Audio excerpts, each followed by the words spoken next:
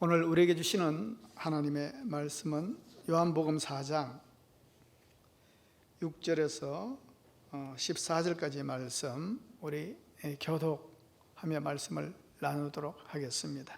요한복음 4장 6절에서 14절까지 말씀, 가정에서 예배드리시는 우리 영신의 가족 여러분들도 함께 교독에 참여해 주시기를 바랍니다. 요한복음 4장 6절에서 14절까지 말씀입니다. 먼저 6절을 읽습니다. 거기 또 야곱의 우물이 있더라. 예수께서 길 가시다가 피곤하여 우물 곁에 그대로 앉으시니 때가 6시쯤 되었더라.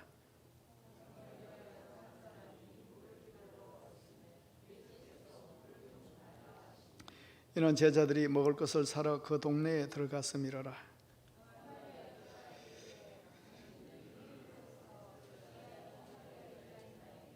문을 닫으라.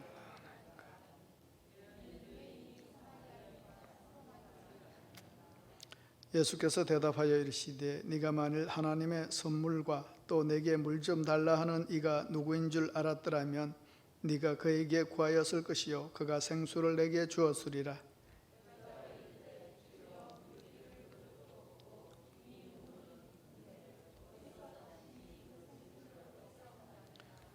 우리 조상 야곱이 이 우물을 우리에게 주셨고 또 여기서 자기와 자기 아들들과 짐승이 다 마셨는데 당신이 야곱보다 더 크니까.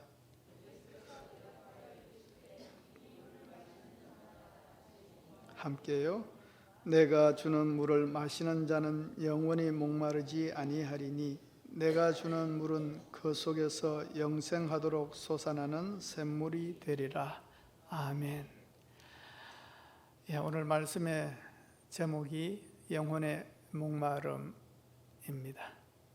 여러분이 목이 말라 갈증을 느껴본 일이 있으신지 모르겠습니다. 이 목마름이란 것은 크게 경험해 보신 분들은 알겠지만은 이게 목마름이 이게 고통입니다. 보통 고통이 아닙니다. 사람의 인체는 70%가 물로 되어 있다고 하지요. 지금도 나오는지 모르겠습니다만 2%라는 그 음료수가 있었지 않습니까? 저는 그 음료수 이름을 봤을 때 왜 2%지? 이렇게 좀 의아해 생각했던 적이 있었습니다. 그런데요, 우리 인체에서 1%나 2% 정도 부족하게 되면요, 갈증을 느끼게 된다는 겁니다. 2%만 부족해도 피로하고 또 불안하게 되고 신경질이 나고 우울해지고 두통이 온다는 겁니다. 2%만 부족해도. 그러니까 그 음료수 이름을 잘 지은 것 같아요. 그걸 해소시켜주고 채워준다는 그런 의미 아니겠습니까? 우리에게 물이, 수분이 2%만 부족해도 이런 증상이 갈급한 상태가 된다는 겁니다. 5% 정도 부족하면요, 혼수 상태에 빠진다고 합니다. 12%가 부족하면 거기서부터 한 20%까지는 그렇게 부족하게 되면 생명의 위협을 받습니다. 물을 못 마시면 사람이 제정신이 아닙니다. 너무 흔해서 소중함을 몰랐던 이 물이 갈급하게 되고 목마를 때 얼마나 소중한지 다른 건 눈에 들어오지도 않습니다. 어느 사람이 사막에서 물이 바닥나서 사경을 헤매고 있었는데 그 사막 가운데서 누가 잃어버렸는지 버렸는지 큰 가방을 하나 발견하게 되었습니다. 이 사람은 그 안에 혹시나 물이 있을까 싶어서 막 그 큰 가방을 막 뒤졌습니다. 그런데 그 가방에서 나온 것은 무엇이냐 하면 금과 다이아몬드였습니다. 얼마나 좋을 것 같나요? 그런데 그 사람은 기뻐하지 않았습니다. 오히려 절구했습니다. 겨우 황금이란 말인가? 겨우 황금이란 말인가? 내가 찾는 것은 물인데, 여러분, 우리가 금 좋아하고 황금 좋아하지만은, 다이아몬드 좋아하지만은 내 육신이 갈급하고 목이 마르면요, 다른 건 눈에 안 들어온다는 겁니다. 오직 물이면 충분합니다. 저는 이 물에 대해 소중함을 너무나 절절하게 느꼈습니다. 뭐 군대 갔다 오신 분들은 다 아시지만은 저는 보병 출신이라서 글쎄요, 저는 누구보다도 많이 걸었다고 생각해요. 한 며칠씩 걸은 적도 있고요. 밤을 새면서 걸은 적도 있어요. 그런데 그 밤에 그 물이 다 고가려고 막 걷게 될 때요, 사람이 막 미쳐가요. 그런데 물소리가 나요. 어디서 나냐면 논에서. 어둡지만 어딘가에서 물소리가 나요. 그런데 그 물은 먹으면 안 돼요. 논물은. 그렇게 교육을 받았습니다. 왜냐하면 그 논에는 막 비료가, 그죠? 농약이 뿌려져 있고 먹으면 절대 안 되죠. 그런데요, 알아요. 먹으면 안 돼요. 알면서도요, 뛰쳐나가서 그 대열에서 이탈해서 그 논물을 먹는 사병들이 있었습니다. 먹고 나서 막 구토를 하고, 안 먹어야죠. 알아요. 구토할 줄 알았어요. 그런데도 그걸 먹을 수밖에 없는. 그래, 빗물이면은 개의치 않고 마십니다. 시골을 가다 보면 막 소들이 이런 얘기하면 근데 얘기 안 하고 싶은데, 이 목마름에 대해서 막 절절해서 그래요. 막 소 발굽에 이렇게 지나갈 그 자리에 물이 고여 있으면 막 그걸 머리를 박고 먹고, 겨울에 물만 깨끗하다 싶으면, 복이 깨끗하면 무조건 먹습니다. 그 물을 먹고 나서 뭐라고 생각하는지 압니까? 제일 먼저 나오는 말이 뭔지 알아요? 이제 살겠다. 이제 살 것 같다. 물이 그렇게 귀합니다. 어떤 영화의 엔딩 장면에 보니까요, 저는 막 다른 사람들은 뭐 어떻게 느끼셨는지 모르지만 절절하게 본 장면이 있는데, 이 악당이에요. 악당. 이 사람이 너무 악독했는데 이 사람을 주인공이 어떻게 벌 주느냐 하면은, 이 사람을 데리고, 마지막 장면에 이 사람을 데리고 사막으로 데려가요. 그리고 그 사람을 사막에 내려놔요. 그리고 윤활유 한 통을 던져줍니다. 그리고 그 주인공은 그 차를 타고 사라져요. 나중에 이제 이 사람이, 이 악당이 사막에서 발견되었다는 그런 뉴스를 이렇게 나옵니다. 그런데 그의 위에서 윤활유가 발견됐대요. 무슨 얘기냐 하면은, 여러분, 윤활유예요. 차에 쓰는 윤활유. 그런데 목이 얼마나 갈급했으면 그가 이걸 먹는 걸, 유혹을, 갈급함을, 그 탈진을 해소하려고 그것도 먹으려고 시도한다는 겁니다. 갈증이 이렇게 무서워요, 여러분.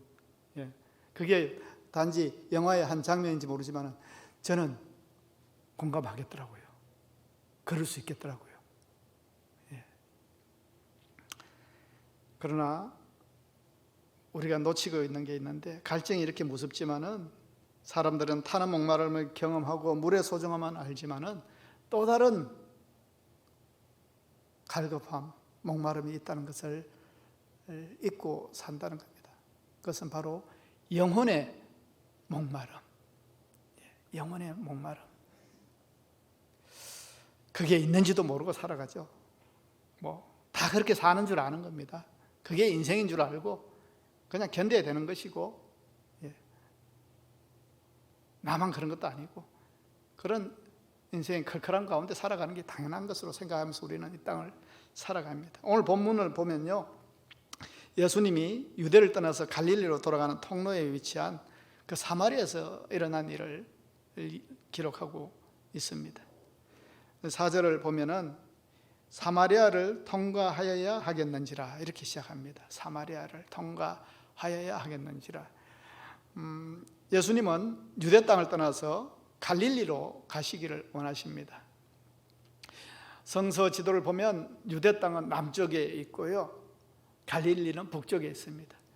이 중간에 끼어 있는 땅이 사마리아 땅입니다. 그러나 유대인들은 웬만하면 그 땅을 거쳐서 위쪽으로 가기를 원하지 않습니다. 유대와 이 갈릴리를 오갈 수 있는 사마리아 길 외에 대표적인 두 개의 길이 있는데, 사마리아를 통과 안 하고 갈 수 있는 길, 이제 해변을 따라 가는 길하고 동쪽으로 좀 많이 돌아가서 베레아를 거쳐서 올라가는 그 길이 대표적으로 유대인들이 그 북쪽으로 올라갈 때 사용하는 그런 길입니다.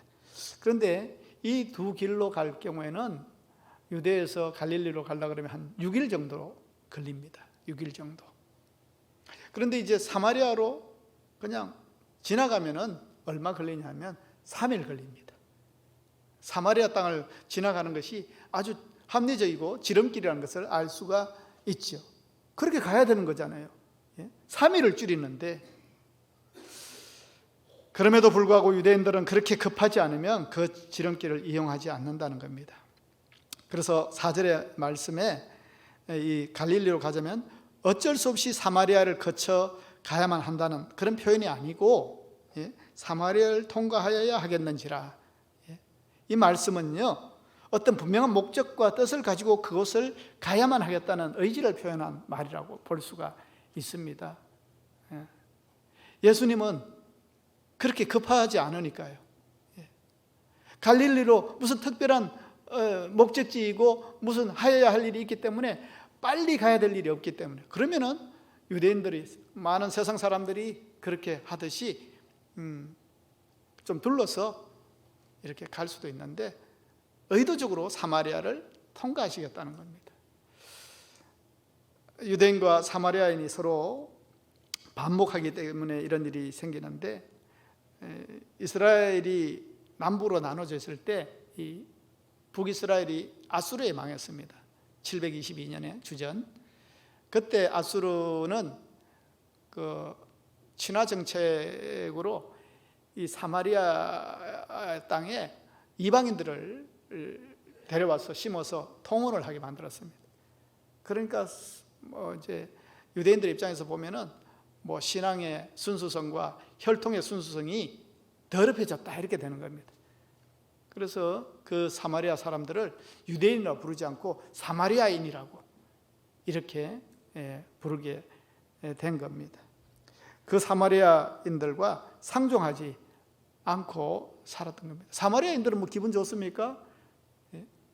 그러니까 유대인들하고 막 결별하고 예루살렘에 가서 예배하지 않습니다. 자기들 나름대로 한 산을 정해서, 그리심산을 정해서 그곳에서 하나님께 막 예배하고 일부러 성지라고 할 수 있는 예루살렘을 가지 않고 그렇게 반목하면서 살았던 겁니다. 특별히 유대 지도자 요한 힐키누스가 주전 128년에 그 성전, 그 그리심산 성전을 막 부셔버렸습니다. 그러니까 더 유대인들과 이 사마리아인들의 갈등은 심하죠. 그러니까 이 급해서 이 사마리아 땅을 건너서 위로 가려고 하는 유대인들이 봉변을 당하기도 했습니다. 산적을 만나기도 하고요. 그러니까 유대인들이 그 사람들하고 상종도 안 할 뿐더러 좀 신변에 조금 두려움도 있어서 그 사마리아 땅을 지나가지 않는 겁니다. 그런데 예수님이 그 길을 굳이 지나가시는 거예요. 급한 일이 아니라고 했습니다. 4장 40절 한번 보시면 왜 그걸 알 수가 있느냐 하면, 사마리아인들이 예수께 와서 자기들과 함께 유하시기를 청하니 거기서 이틀을 유하시매, 이틀 그냥 원하기 때문에 머무르셨어요. 그러니까 그렇게 급하지 않았다는 거죠. 갈릴리로 올라가는 그 길이. 그러면 왜 예수님께서는 하필이면 모두가 꺼려하는 사마리아로 통과하는 길을 택하셨느냐? 우리는 알아야 됩니다. 바로 유대인들이 그렇게 상종하지도 않는 사마리아 사람 중에 그 사마리아인을 상종하지 않는 한 여인을 만나고자 예수께서 사마리아를 통과하여야 하겠는지라 라고 말씀하시는 겁니다. 그 이스라엘 땅에서 차별받고 상종하지 않고 소외된 그 사마리아 사람들 안에서도 소외받는 사람, 참 비참한 인생 아니겠습니까? 그런데 예수님은 그 여인을 만나기 위해서 굳이 이 사마리아 땅을 통과하시는 겁니다. 예수님은 사마리아에 들어오셔서 우물 곁에서 쉬고 계시는데 그때가 몇 시였는가 하면 6시쯤 되었습니다. 여러 시간 계산법이 있는데 편하게 정오 12시라고 생각하시면 되겠습니다. 얼마나 더울 때입니까? 그래서 중동 지역에 이게 해가 뜨거울 대로 뜨거워져 있는 시간인데 사람들은 나다니지 않고 오침을 즐기고 있는 그런 때입니다. 그런데 이 시간에 마치 한 여인이 이 우물가로 물을 길러 나왔습니다. 일반적으로 물을 깃는 여인들은 선선할 때 이렇게 막 그룹을 지어서 이 우물가에 나옵니다. 그리고 이런 얘기 저런 얘기도 하고, 그러니까 우물가는 항상 사람들이 있는 곳이고 여인들의 사랑방과 같은 그런 역할을 하는 곳입니다. 그러나 이 여인은 이 우물가에 당당하게 나올 수가 없었습니다. 나중에 우리도 잘 알지만은, 왜냐하면 이 여인은 사람들에게 좀 지탄을 받는 여인입니다. 남편이 5이나 있는 여자입니다. 사마리아 사람들 사이에서도 왕따를 당하고 품행이 단정치 못한, 구제받지 못할 여인이라고 손가락질 받는 여인인 겁니다. 그러니까 이 여인이 그 우물가에 가는 것이 얼마나 주저되겠습니까? 우물가는요, 두려움의 장소입니다. 깊이 되는 장소입니다. 그러나 안 올 수가 없습니다. 왜요? 물은 먹어야 되니까. 정말 죽기보다도 싫은 곳인데 물은 먹어야 되니까. 그래야 사니까. 그래서 사람들이 가장 안 올 것 같은 시간, 그 12시 정도에 물을 길러 나온 겁니다. 얼마나 번거롭고 참 귀찮았겠어요. 그러나 사람을 피하던 여인에게 우물가에서 만난 예수님은 당혹스러운 그 자체였을 겁니다. 그 사람들 피해서 왔는데 하필이면 그곳에서 예수님 만난 겁니다. 그것도 유대인인, 예수님은 어쩔 수 없이 문화의 옷을 입으시니까 유대인 남자죠. 그런데 긴 여행으로 힘이 드셨는지 목이 마르신 예수님이 여인에게 물을 좀 달라고 합니다. 이 여인이 목이 마르신가 보다 하고 주면 될 것 같은데 깜짝 놀라면서, 유대인인 당신이 어떻게 사마리아인 여자인 나에게 물을 달라 합니까? 하고 의아해합니다. 냉랭하게 반응합니다. 앞에서도 말씀드렸지만은 유대인과 사마리아인은 상종하지 않습니다. 음식과 그릇을 함께 쓰지 않습니다. 그런데 예수님이 먼저 물 좀 다오 이렇게 말씀을 하시는 거죠. 그러니까 호락호락 할 수 없는 겁니다. 그러나 주저하는 그녀에게 예수님께서는 10절 한번 보십시오.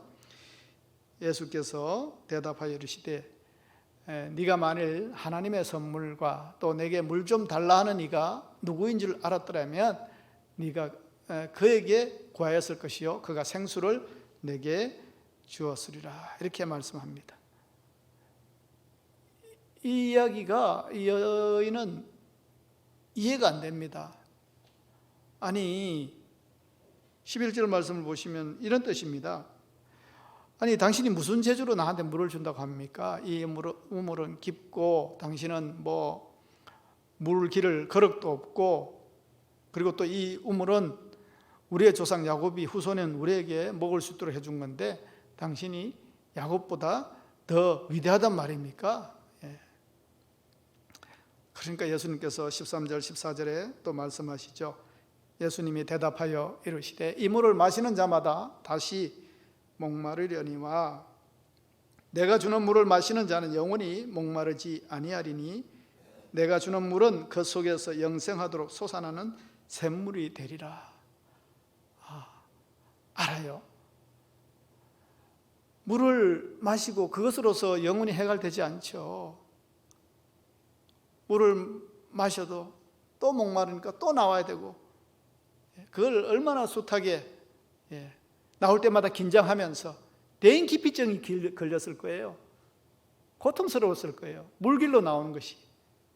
그런데 물은 생명인데 어떡합니까? 그래서 나왔는데 예수님이 영원히 목마르지 않는 물을 줄 수 있다는 말씀을 하시는 겁니다. 여자는 마음이 솔깃합니다. 물을 안 기를 수도 없고 물을 길러 나오려니 사람들 시선이 불편하고, 그런데 영원히 목마르지 않는 물이 있다면 얼마나 좋겠어요. 뭐 그런 게 어딨냐 싶지만은 혹시나 그런 물이 있다면, 그래서 요구합니다. 그런 물이 있다면 주여 나에게도 주십시오. 나에게도 주십시오. 얼마나 절박하고 절실했는지를 알 수가 있습니다. 정말 그런 물만 있으면, 제발 그런 물만 있으면 나 그거 먹고 여기 안 나올 수 있게 해주세요. 여기 안 나올 수 있게 해주세요. 여러분, 우리는 예수님과 이 여자의 대화가 어딘지 맞지 않는다는 거 아시죠?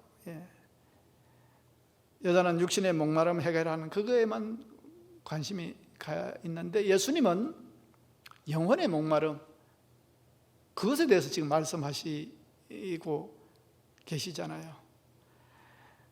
여기 생수라고 했습니다. 리빙 워터입니다. 웅덩이나 우물의 물이 아니고 막 흐르는 신선한, 고이지 않는 그런 살아있는 물, 그게 생수입니다. 그런데 지금 이 여자는 무슨 마술 같은 물을 생각하고 있습니다. 그 주려고 하는 사람과 받으려고 하는 사람이 생각이 다른 겁니다. 우리가 믿음 생활을 할 때도 마찬가지입니다. 주님의 뜻을 분별 못하고 예수님의 뜻을 이해하지 못해서 주님의 뜻대로 살아가지 못하고, 주님 앞에 나왔지만 문제가 해결되지 않는 이유가, 우리가 이렇게, 저는 설교를 하고 나중에 이야기를 나누다 보면은 저는 전혀 그런 의도로 얘기하지 않는데 이상하게 이해를 하고 받아들이는 분을 볼 때마다, 야, 난 설교 시간에 뭐 했나 하는 생각을 들 때가 있어요. 여러분, 예수님이 우리에게 말씀하시는 것을 우리는 참 잘 이해하고 잘 도전 받아야 됩니다. 주시려는 주님과 받으려는 우리 사이에 손발이 맞지 않으면 안 되는 겁니다. 예수님이 말씀하시는 것은 영혼의 목마름이었죠. 그것에 대해서 이야기를 하시는데, 자기 형편과 처지에 맞게만 자꾸 생각을 하는 거예요. 그런데 예수님은 영혼의 목마름이 얼마나 갈급하고 해결되어야 될 부분인지 지금 그걸 말씀하고 계시는 겁니다. 여러분, 유명한 전설적인 여배우 마릴린 먼로를 아시겠죠? 우리 젊은 사람들은 좀 모르겠지만은, 그 사람이 살아있을 때 이런 얘기했습니다. 나는 한 여성이 지닐 수 있는 모든 것을 가졌습니다. 나는 젊습니다. 나는 아름답습니다. 나는 돈이 많습니다. 사랑에 굶주리지 않습니다. 하루에도 수백 통의 팬레터를 받고 있습니다. 나는 건강하고 부족한 것이 아무것도 없습니다. 미래에도 그렇게 살 수 있습니다. 그런데 웬일일까요? 나는 이렇게도 공허하고 이렇게도 불행합니다. 이유 없는 반항이란 말도 있지만 나는 이유 없이 불행합니다. 행복을 찾고 또 찾았지만 행복은 무지개처럼 지나갑니다. 붙잡으려고 해도 모래처럼 새어나가 버립니다. 그것은 환상이고 환영이었습니다. 그녀에게는 다 있었지 않겠습니까? 세상이 부러워하는, 모든 여성들이 부러워하는 것을 다 가진 여인이었는데, 그렇지만 영혼의 목마름으로 행복을 겉으로 갈망하던 그녀는 불행하게도 자살로 생애를 마쳤습니다. 우리 모든 인생도 다 이 여인과 같습니다. 사람들은 육신의 목마름에 관심을 기울인 나머지 이 중요한 영혼의 목마름에 대해서는 또 영혼의 목마름이 있다는 사실도 깨닫지 못하고 살아갑니다. 그럼에도 불구하고 공허하고 소외감과 반복된 일상이 인간의 실존에 그냥 당연한 것인 줄 우리는 알고 살아갑니다. 그래서 사람이 진정으로 자유하고 행복하려면 이 영혼의 이 목마름을 해결해야 한다는 사실을 우리는 알아야 됩니다. 아무리 겉으로 행복할 수 있는 모든 조건을 갖추었다고 할지라도 이 내면의, 이 영혼의 답답한 클클한 소외됨, 외로움, 이 영혼의 목마름을 해결치 않으면 사람은 결코 행복할 수가 없습니다. 이 여인도 마찬가지입니다.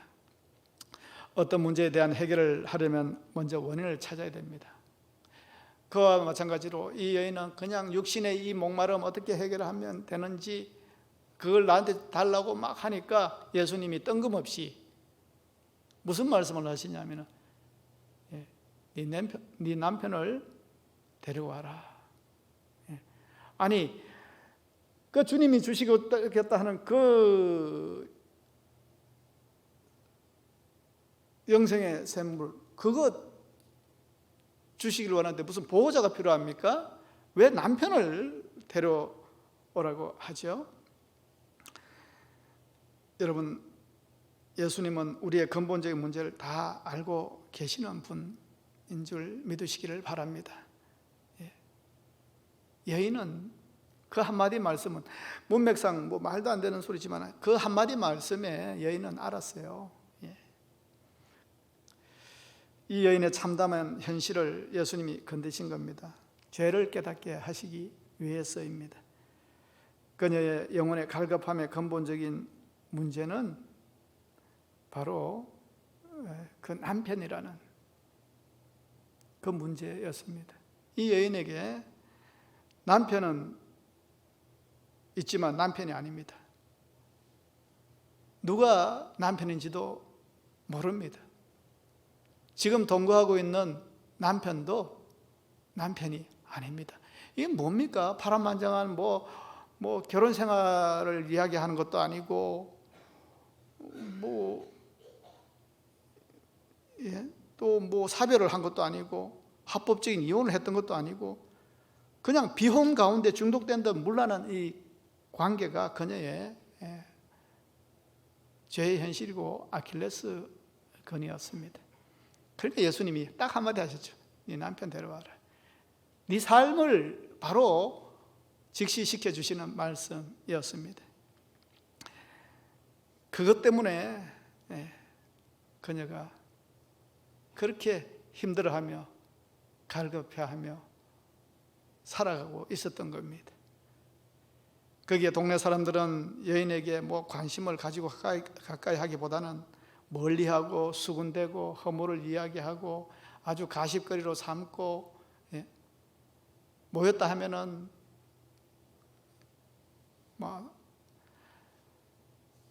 그러니까 살 수가 있었겠습니까? 의지할 곳이 없습니다. 그것에서 자유할 수 없었고 늘 마음이 힘들었습니다. 그런데 그것이 영혼의 목마름이라는 것은 모르고 살았습니다. 내 처지가 이러니까 하면서 죽지 못해 살아가면 되는 줄 알고 그렇게 살아가고 있었던 겁니다. 그러나 여러분, 원래 우리 인간은 하나님이 지었을 때 육신의 목마름은 있는지 모르지만 영혼의 목마름은 없었습니다. 에덴 동산에서 하나님과 함께 거닐 때는 영혼의 목마름이라는 것은 없었습니다. 하나님과 교제하며 행복하게 살았습니다. 그러나 인간이 하나님의 명령을 거역하고 그 죄로 인해서 에덴 동산에서 쫓겨난 이후에는 인간의 영혼의 목마름을 갖게 되었습니다. 왜냐하면 하나님과 단절되었기 때문에 그렇습니다. 그렇기 때문에 인간에게는 끊임없는 갈등과 불안과 목마름을 갖게 되었는데 이거 해결하려면 돌아가야 됩니다. 회복되어야 됩니다. 누구에게로요? 하나님께로. 그 단절의 근본적인 것은 죄로 인한 하나님과의 교제의 단절, 그것이 우리의 영혼을 컬컬하게 만들고 답답하게 만들고 왠지 불안하게 만들고 우울하게 만드는지를 몰랐던 겁니다. 그냥 인생 고다 원래 이렇게 생각하고 다 그렇게 살아 이렇게 생각하면서 산다는 거였습니다. 이 사마리아 여인도 그냥 비록 외롭고 멸시받으며 산 것도 내가 죄가 많아서 내가 그렇게 살아서 그렇게 생각했을 뿐이지 단지 육신의 물이 필요하다는 것은 절실하게 알았습니다. 절실하게 알았습니다. 떼약볕이어도 사람들이 휘죽거리고 비난하고 손가락질해도 물은 필요한 줄 알았습니다. 그래서 그냥 죽을 마음으로 물을 찾아서는 나왔습니다. 예? 그런데 이 영혼의 이 갈급함을 해결하기 위해서는 나오지 않았습니다. 물을 위해서는 우물가로 참 체면불구하고 용기 내어서 나왔지만은 영혼의 갈급함을 해결하기 위해서 하나님께로는 나오지 못했습니다. 예수님께서 그거 지적하신 겁니다. 너의 죄의 현실, 너의 문란의 현실, 그것으로 인해서 힘들어하는 마음들, 그것으로부터 그것 때문에 세상으로부터 받는 그 질시와 그 손가락질, 그것으로 인해서 힘들어하는 인생 어떻게 풀어야 됩니까? 그 참고만 있으면 되는 겁니까?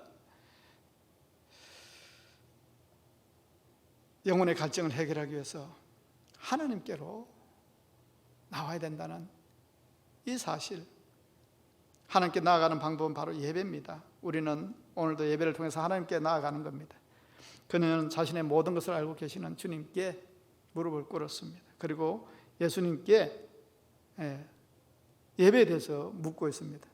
내가 과연 죄인인데 이 죄를 해결하기 위해서는 하나님만이 해결하실 수 있을 것 같은데 하나님께 어떻게 나아가야 되는지 아주 선지자 같으시고 귀한 랍비 같으시고 당신의 고견을 한번 듣고 싶습니다. 세상 사람들이 예배를, 당신 유대인들은 예루살렘에 가서 그 성전에서 예배드려야 된다 그러고 우리는 이 그리심산, 이 땅에서 있는 저 산에 가서 예배드려야 된다고 하는데 나 어디 가서 예배드려야 되죠? 이렇게 묻고 있는 겁니다.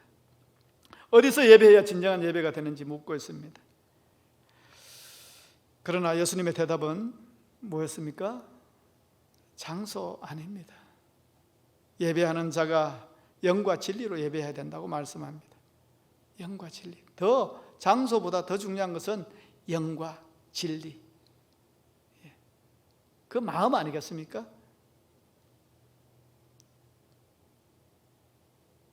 영과 진리로 예배해야 된다.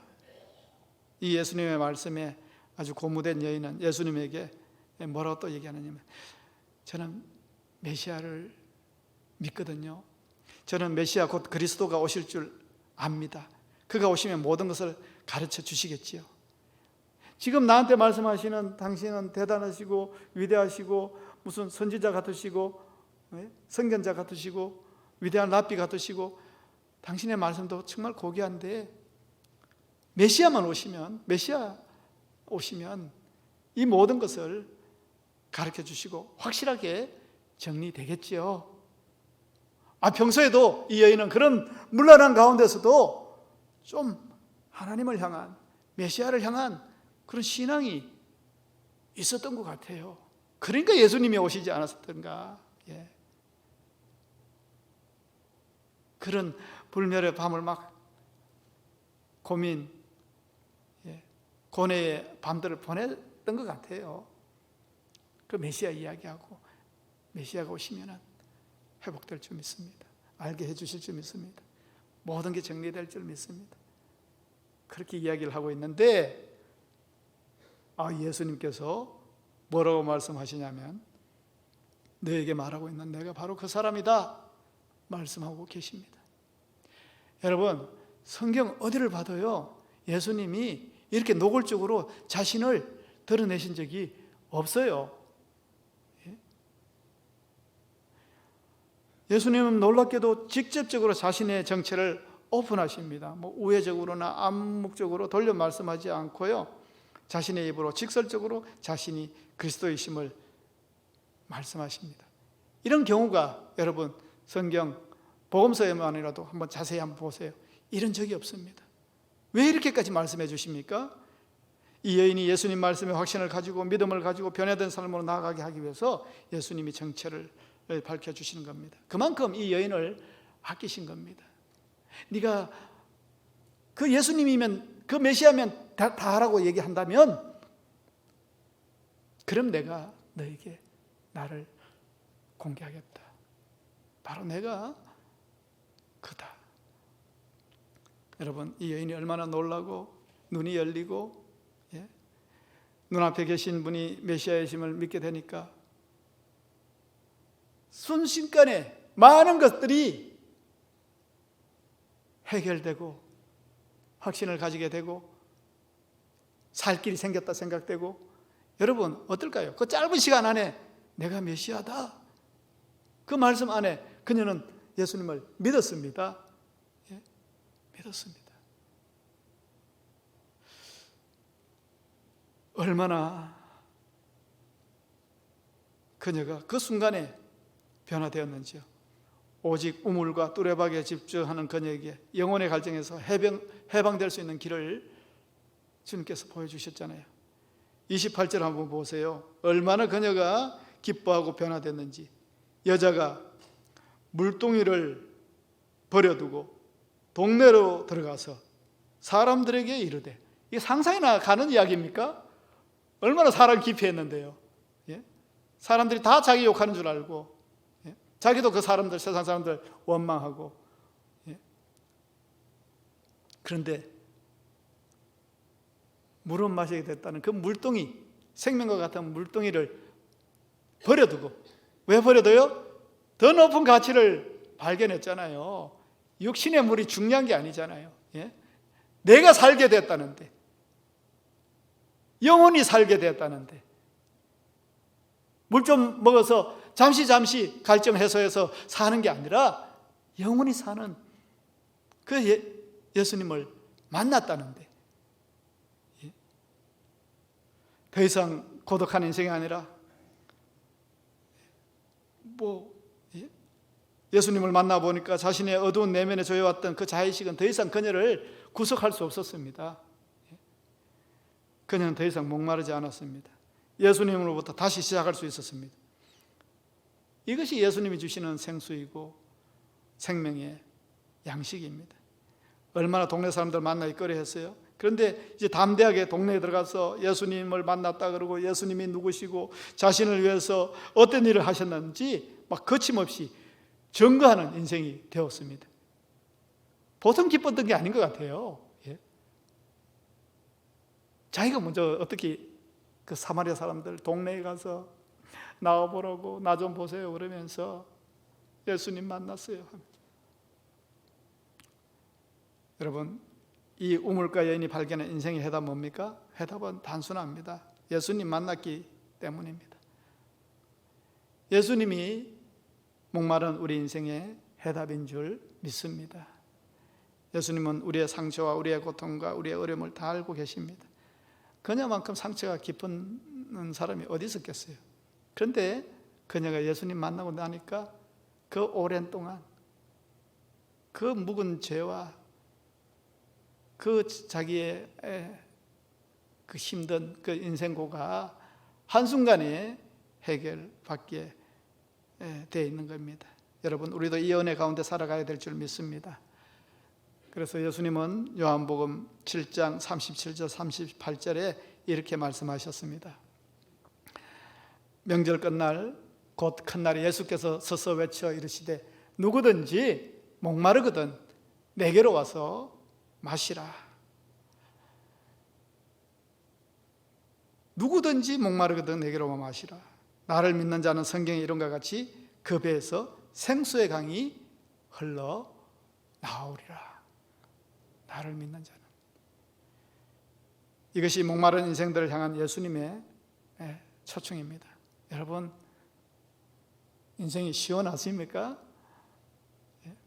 답답하지는 않으세요? 믿노라 하면서도 우리는 가끔 이 갈급한 가운데에, 답답한 가운데에, 우울한 가운데에 살아갈 때가 있습니다. 그런 인생에 예수님께서 말씀하십니다. 수고하고 무거운 자들아, 목마른 자들아, 다 나에게 와라. 나에게서 마셔라. 말씀하십니다. 세상이 주는 물은 먹고 다시 목마르지만은 머지않아 또 실망하고 또 다른 대상을 찾아야 되지만, 그러나 예수님만이 영원히 목마르지 않는 샘 솟는 영생의 물이 되시고 우리 목을 항상 시원케 하시는 인생의 해답이 되는 줄 믿습니다. 이 자유한 가운데 우리가 살아야 되지 않겠습니까? 예수 믿어도 늘 우울하고 힘들어하고 그 원인에는 무엇이 있는가 한번 돌아봐야 될 줄 믿습니다. 여러분, 예수님이 주시는 물은 우리의 갈증을 가라앉혀서 다시는 목마르지 않게 하는 것으로 그치지 않고요, 그 물은 우리 안에서 콸콸 쏟아나는 샘물이 되어서 새 생명으로 우리를 회복시킵니다. 새 생명으로. 그것이 자유이며 진리 아니겠습니까? 거기서부터 시작하는 겁니다. 그게 해결되면요, 세상을 어떻게 살아야 되는지 알게 되고 이웃을 위해서 어떻게 살아야 되는지 알게 되고 나보다는 주님께서 맡겨주신 주위를 둘러보는 영안이 열릴 줄 믿습니다. 내가 전전 건강하고 내 안으로 힘들어하는데 주위가 보이겠습니까? 이웃이 보이겠습니까? 세상이 보이겠습니까? 세상에 문제가 보이겠습니까? 가슴 아파하는 이웃이 보이겠습니까? 예수님 못 만난 인생이 보이겠습니까? 내가 행복하지 않는데, 내가 신나지 않는데, 내가 자유하지 않는데, 내가 기뻐하지 않는데. 그러니까 우리는 민노라 하면서도 이 목마른 영적 갈급함이 있다면 우린 그거부터 해결하려고 노력해야 될 줄 믿습니다. 그리고 세상 살아가는 거죠. 그렇게 즐겁게 살아가는 예수 믿는 사람들 많습니다. 야, 저게 예수 믿는 거지 하는 사람들 보세요. 기뻐합니다. 순진하게도 교회 이야기하면서 성도들 얘기하면서 이웃 얘기하면서 또 돕는 손길에 늘 빠지지 않습니다.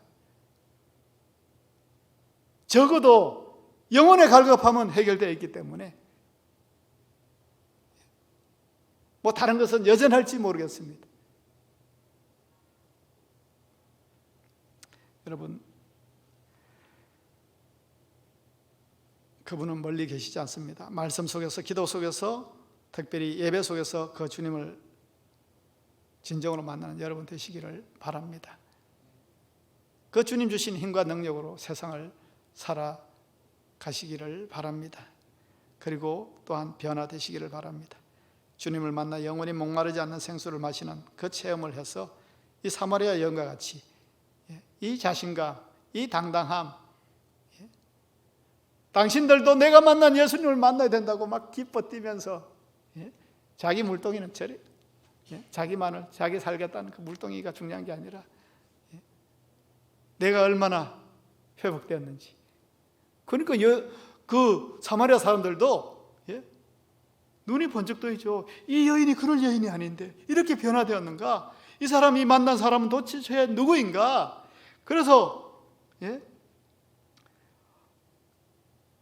41절에 보니까 예수의 말씀으로 말미암아 믿는 자가 더욱 많아.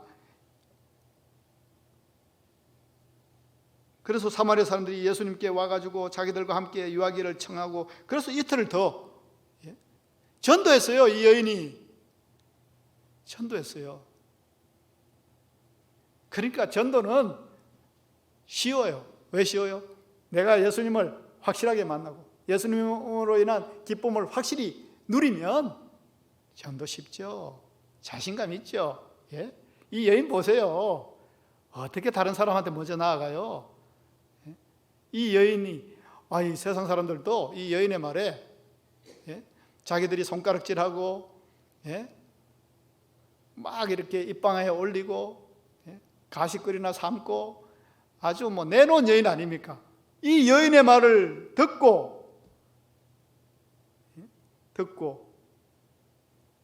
믿는 자가 더욱 많아졌다는 겁니다. 이것이 영혼의 목마름에서 자유한 인생이 누리는 기쁨인 줄 믿습니다. 이 기쁨을 우리 모두가 누려서 주님 쓰시는 귀한 인생으로 살아가시기를 주의 이름으로 축원합니다. 기도하겠습니다. 하나님 아버지, 감사를 드립니다. 주님을 믿노라 하면서도 우리가 눌린 삶으로 답답해하고 우울해하고 살았던 적도 있습니다. 주님을 더욱더 확실하게 만나고 진하게 만나게 하셔서 주님 보시기에 형식적인 저희들의 모습이 아니라 주님 없는 뜻 생활한 저희들이 아니라 오늘 수가성의 여인처럼 우리가 주님을 바로 만나서 인생의 갈급함이 아니라 주님 안에서 차고 넘치는 생수의 강에서 마음껏 헤엄칠 수 있는 인생으로 살아갈 수 있도록 주님 함께하여 주시옵소서. 사슴이 시냇물을 찾기에 갈급한 같이 주님 찾고 바로 만나고 그 확신 속에 그 주님을 전가할 수 있는 믿음으로 살아내는 능력을 허락하여 주시옵소서. 신령과 진정으로 주님 만나는 우리의 믿음과 예배가 되게 하셔서 우리들의 전환과 확신 가운데에 또 주님을 알아가는 인생이 많아지는 그 귀한 역사가 우리로부터 일어날 수 있도록 주님 함께하여 주시옵소서. 이제부터 저희들의 모습이 진정한 믿음의 성도로 거듭나게 하시고 준비된 마음으로 예배드리게 하셔서 주님 주시는 귀한 은혜를 다 경험하여 주님의 반석에 우뚝이 설 수 있는 저희들의 믿음의 모습 될 수 있도록 주님 함께하여 주시옵소서. 감사드리며 예수님의 이름으로 기도합니다. 아멘.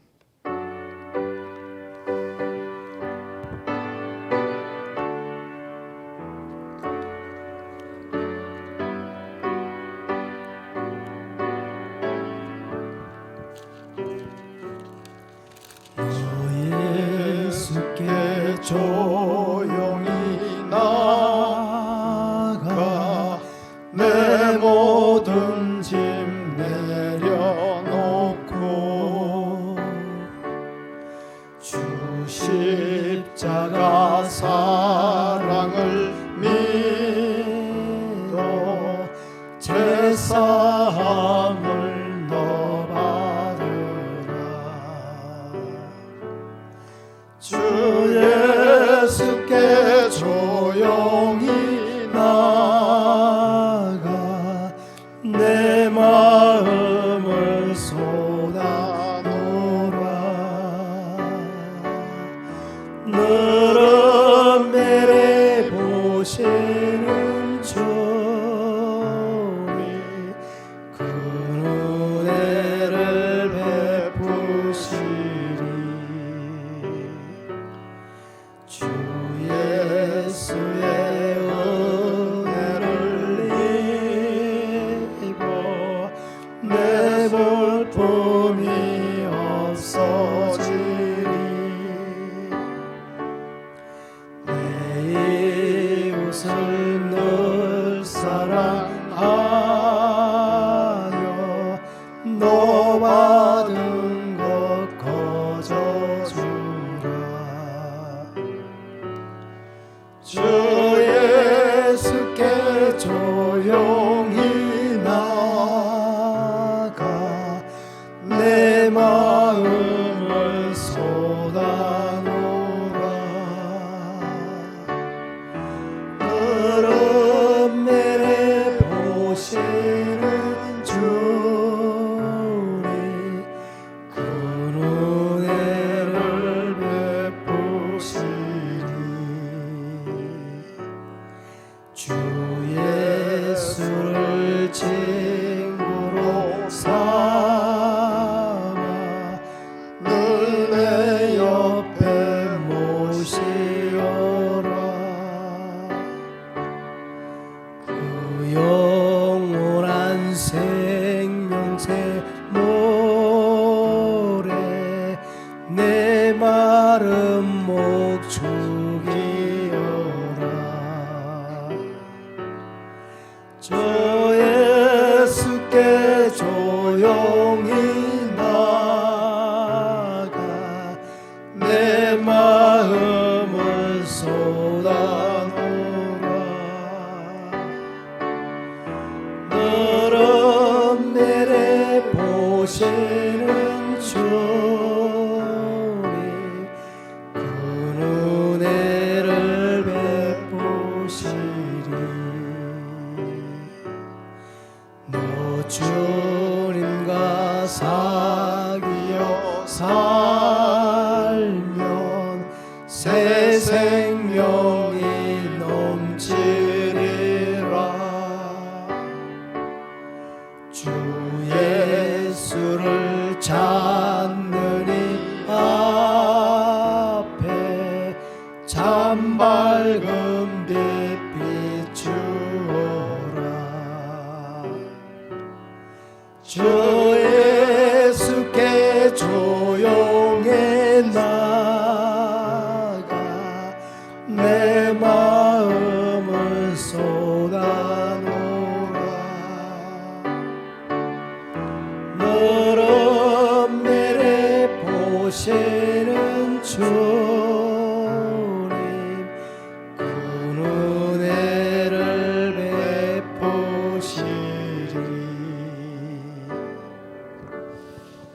하나님 아버지 감사합니다. 복된 이 귀한 날 주님께 예배할 때에 하나님께서 우리에게 주신 은혜를 감사하는 마음으로 드려지는 예물 위에 주님 함량하여 주시고 하늘의 복을 주시며 충만케 하시는 은혜로 나아가는 귀한 헌금이 될 수 있도록 주님 인쳐 주시옵소서.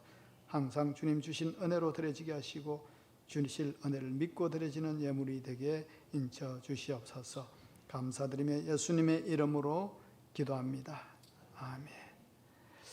할렐루야. 예. 점점 곧 좋아지지 않겠나 기대 속에 살아갑니다. 코로나 예방 접종 지원해서라도 빨리들 맞으셔서 우리 모두 일상으로 돌아갈 수 있도록 애쓰시고 또 기도하시길 바랍니다. 서로 사랑하며 축복하겠습니다. 사랑합니다. 축복합니다. 예, 건강하세요. 예, 다 같이 일어나셔서 635장 찬양합니다.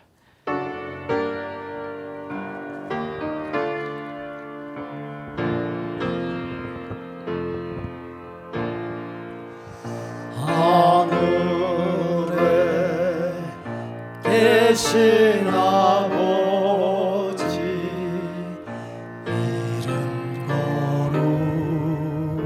거룩하사 주님 나라 행하시고 뜻이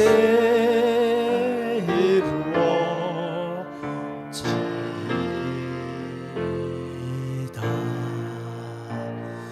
일용할 양식 주시고 우리들의 큰 죄 다 용서하옵시고 또 시험에 들게 마시고 악에서 구원하소서.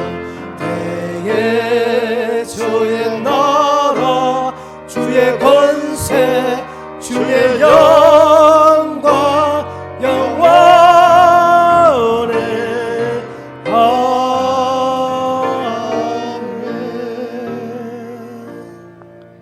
아멘. 이제는 우리 주 예수 그리스도의 은혜와 하나님 아버지의 크신 사랑과 성령의 감동하시며 감하시며 또 역사하심이 예수님이 목마른 우리 인생의 해답인 줄 확신하며 주님 주신 자유와 평화와 화목과 진리 속에 하나님의 은혜가 왕노릇하는 삶으로 하나님께 인정받고 쓰임받는 인생으로 하는 영광 위에 살아가기를 다짐하는 이 시간 예배한 성도들 위해 지금부터 영원까지 함께 하시기를 간절히 축원하옵나이다. 아멘.